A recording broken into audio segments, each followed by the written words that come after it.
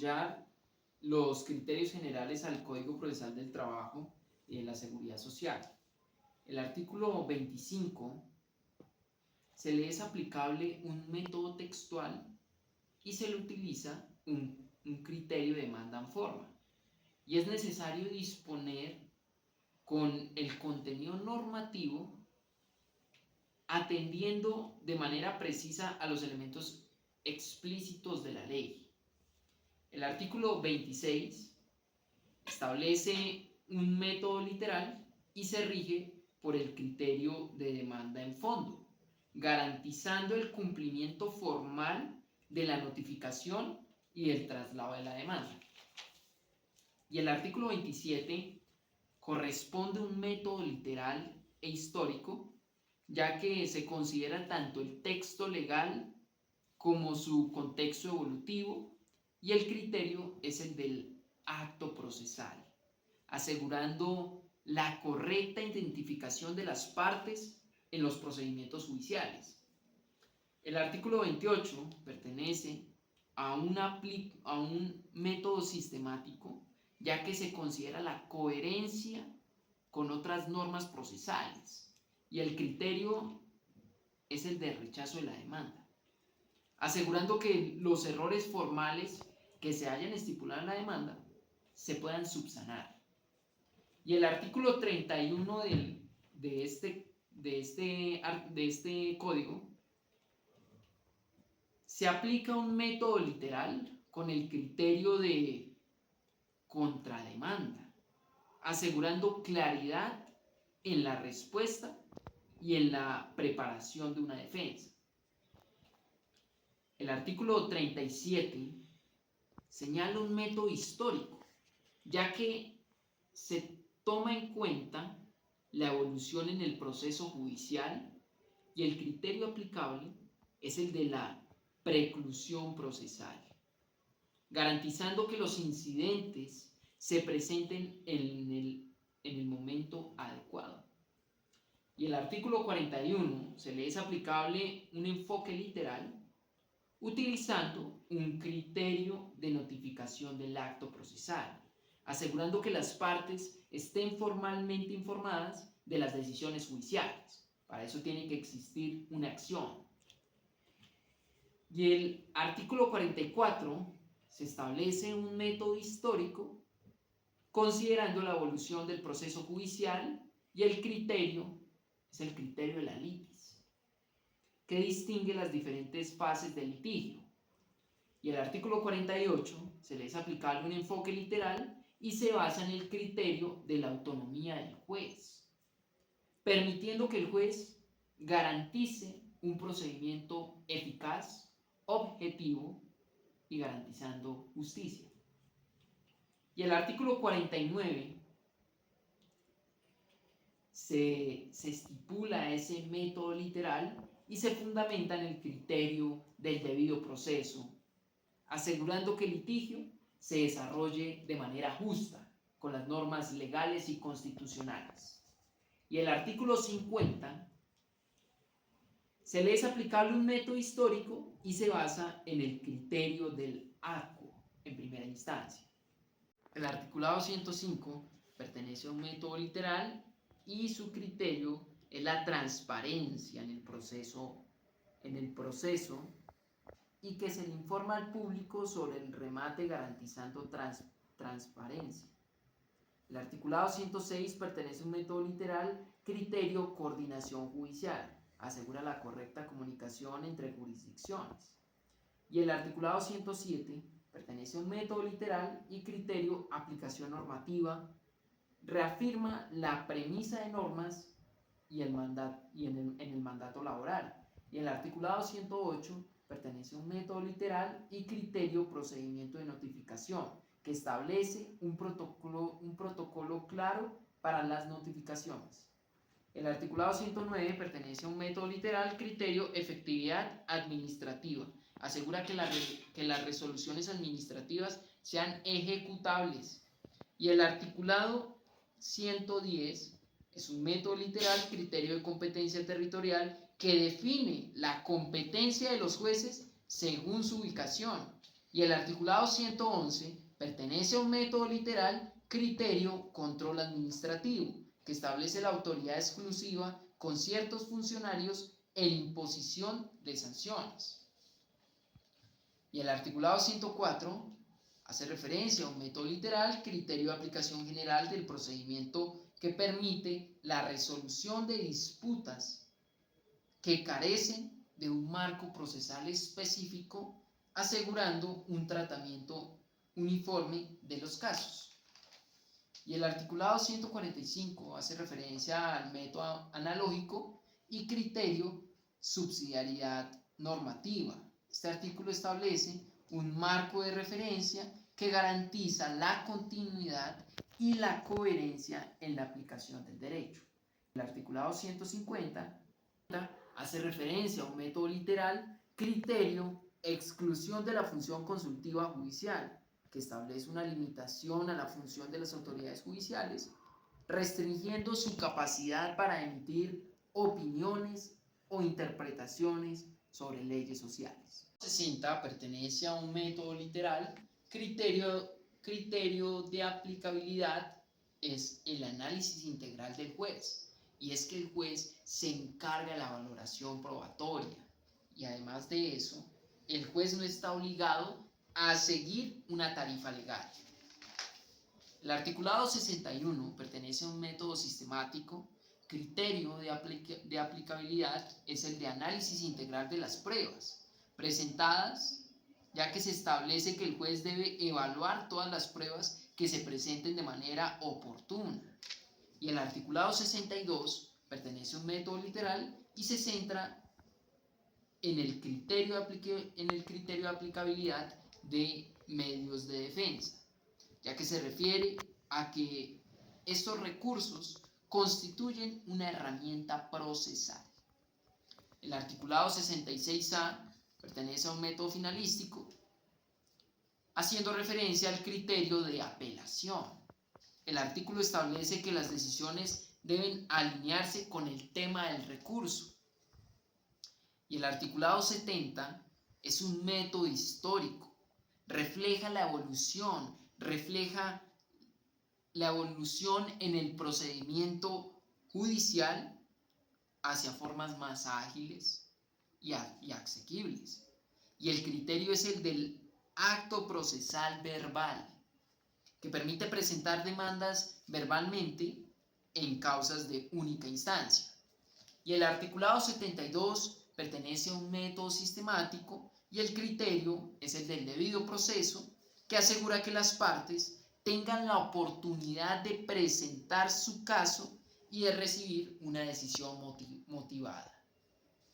Y el articulado 74 pertenece a un método sistemático y el criterio de aplicabilidad es el traslado del acto procesal, que destaca la importancia de permitir al demandado responder en tiempo y en forma.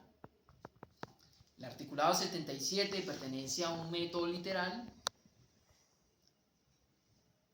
y tiene como principio, como criterio, el de la solución de la litis. Garantiza que el proceso avance rápidamente hacia la evolución.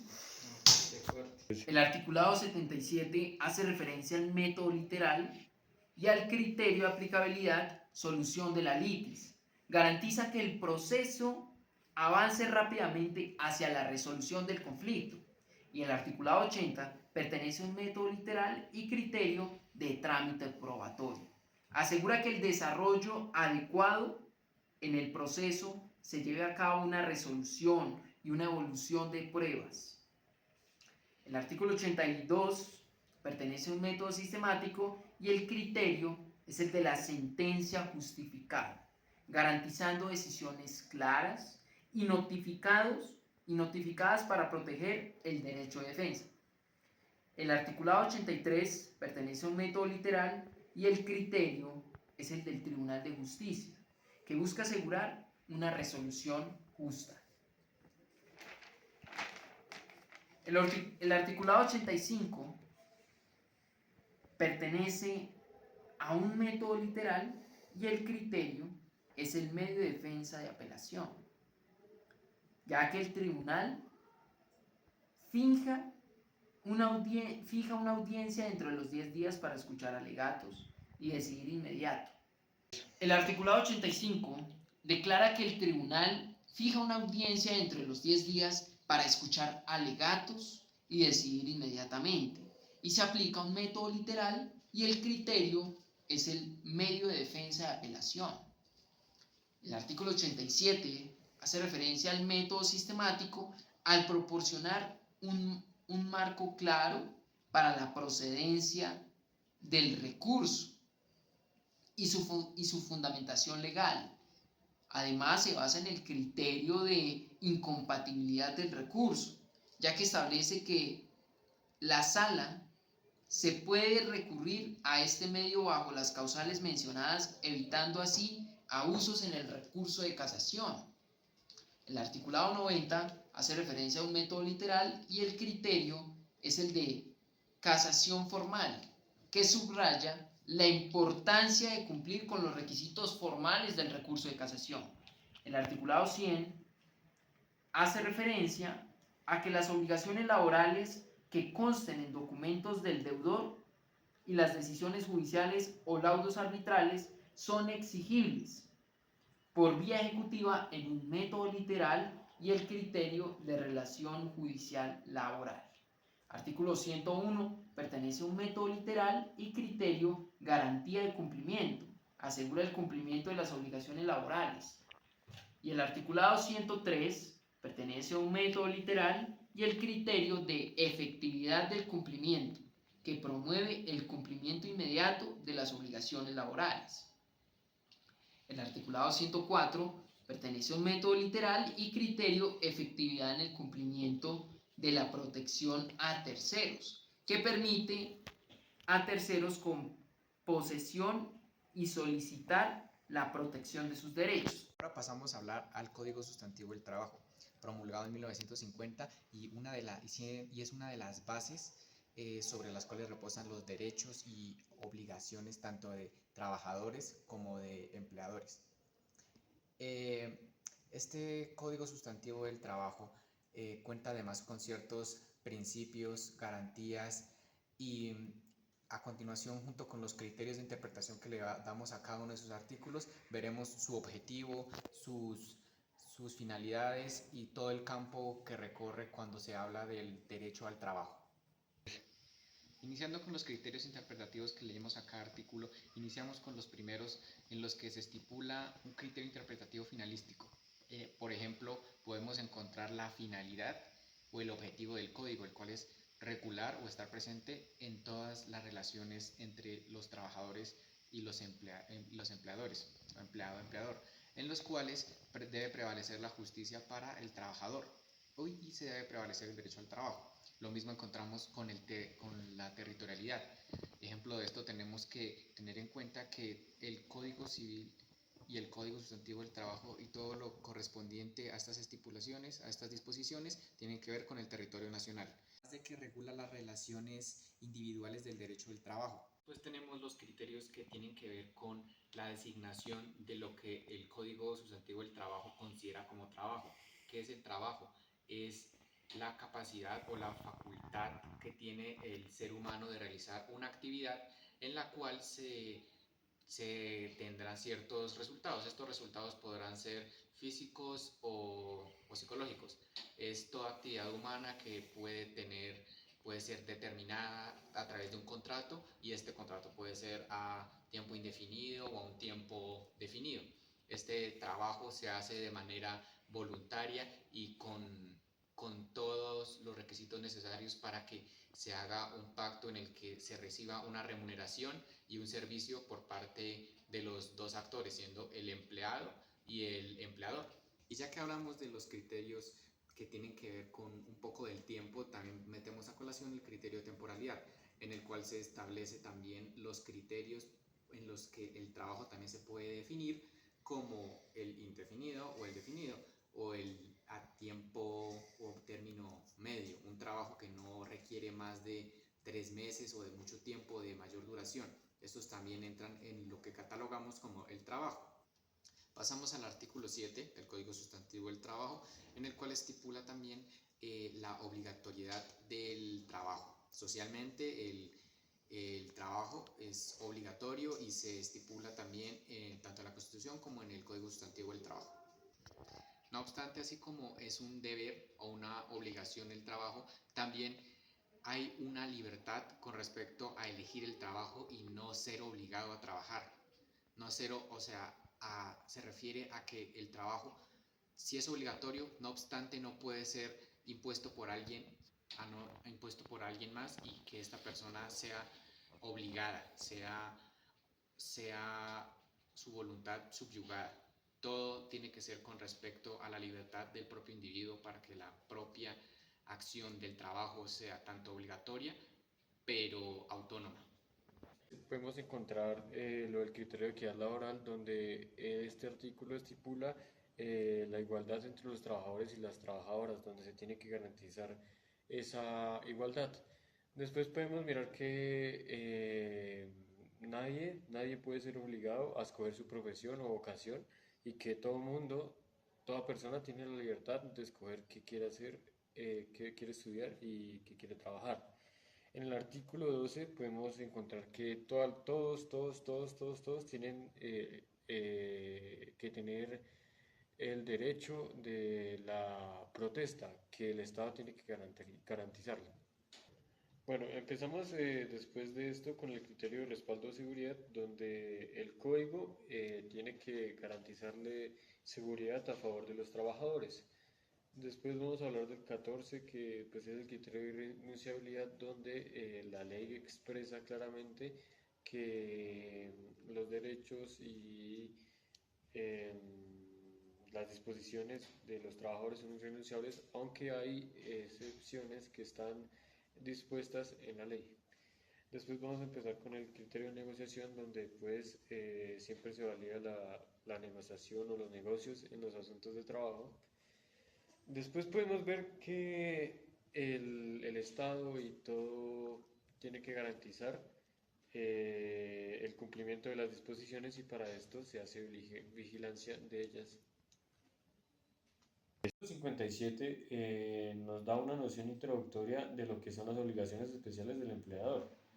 ¿Cuáles son las obligaciones especiales del empleador? Pues primero que todo, pues poner a disposición de los trabajadores, salvo la estipulación en el contrato, los instrumentos adecuados, las materias primas necesarias para la realización del trabajo. Y como segundo tenemos que procurar los trabajadores locales apropiados los elementos adecuados para la protección contra accidentes y enfermedades profesionales en forma que se garantice razonablemente la seguridad de los trabajadores. Asimismo, como la ley puede y tiene la obligación de supervisar que el derecho del trabajo no sea vulnerado y que todas las disposiciones del Código Sustantivo del Trabajo se cumplan, asimismo el contrato tiene una revisión. Esta revisión o vigilancia quiere decir que todo contrato de trabajo es revisable cuando quiera que sobrevengan imprevisibles y graves alteraciones. ¿Y esto de qué habla? Cuando no haya acuerdo entre las partes acerca de la existencia de tales alteraciones, corresponde a la justicia del trabajo decidir sobre ella. O sea, cuando haya un caso en el que los derechos del trabajador se ven vulnerados, su paga no se ve expresamente como se había estipulado correcta, o de otra manera se estén subyugando los derechos del trabajador, esto se debe revisar, se debe retrotraer para traer una nueva justicia. Desde el artículo 57 podemos deducir que nos está dando una introducción de las obligaciones especiales del empleador.